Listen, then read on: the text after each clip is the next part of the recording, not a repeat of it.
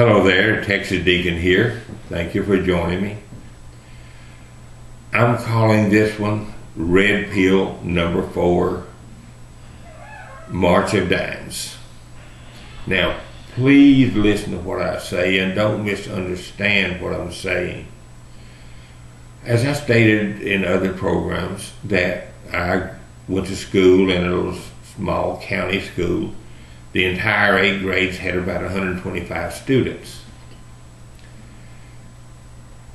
Polio was a scare back then.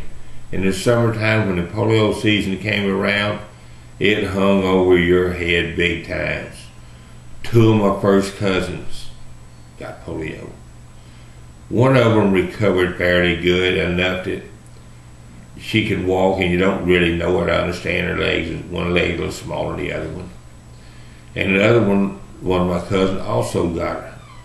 It affected her legs, and to this day she wears a full leg brace, and she's in her 70s now.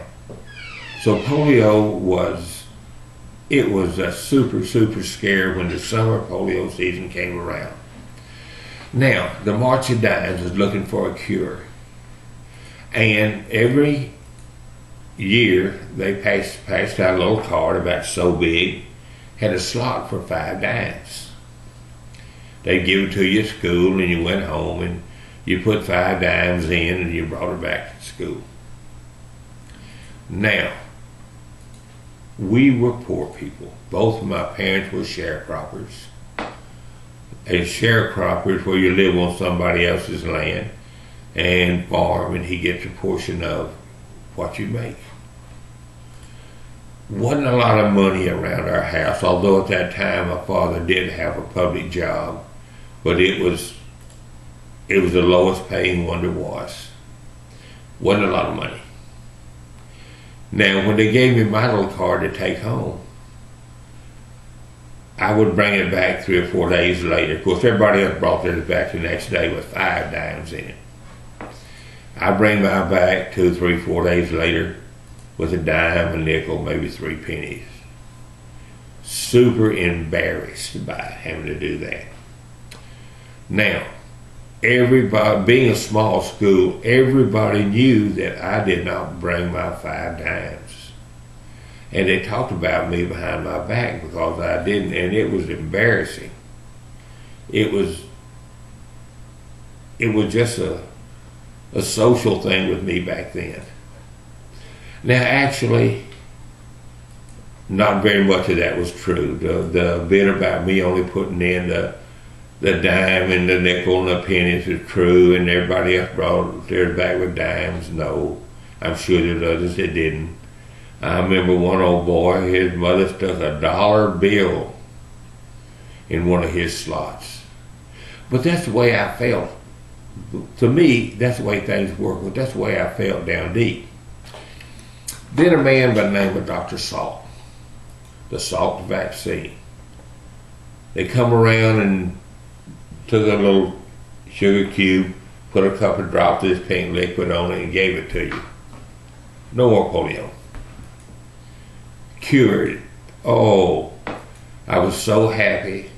The big thing, I wasn't going to be socially embarrassed anymore by not having 5 dimes to put in my card. But next year, cards came around again, and even at that young age, I rationalized it's going to cost a lot of money to get this medicine out to everybody.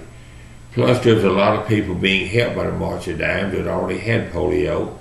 That day and time, when you would go to town, it was not uncommon to see 2 or 3 people, usually children, sometimes adults, in wheelchairs, or polio victims, this and that.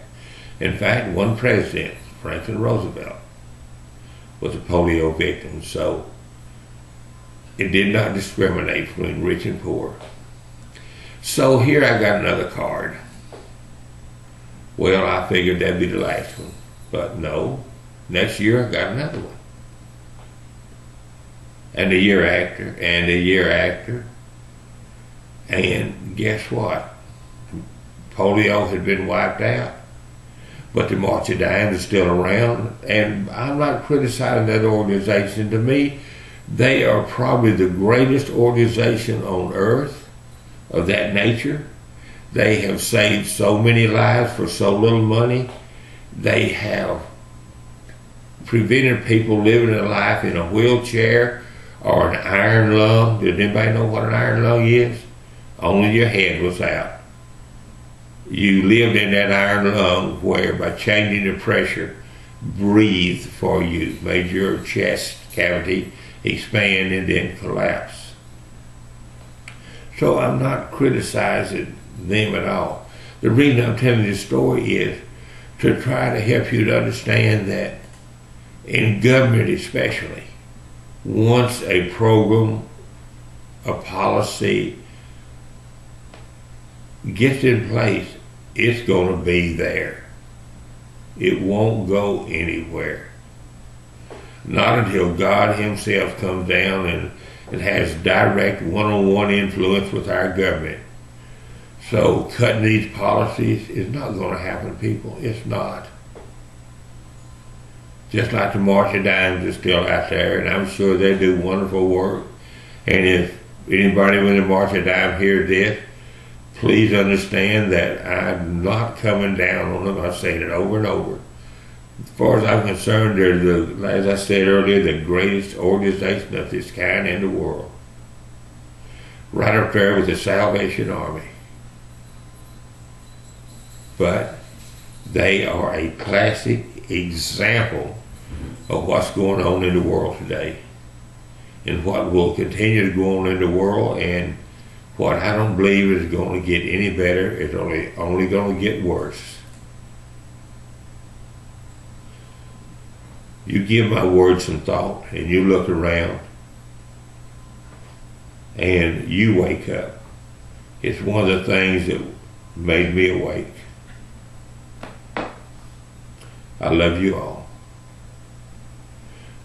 May God bless America. May God bless the Republic of Texas.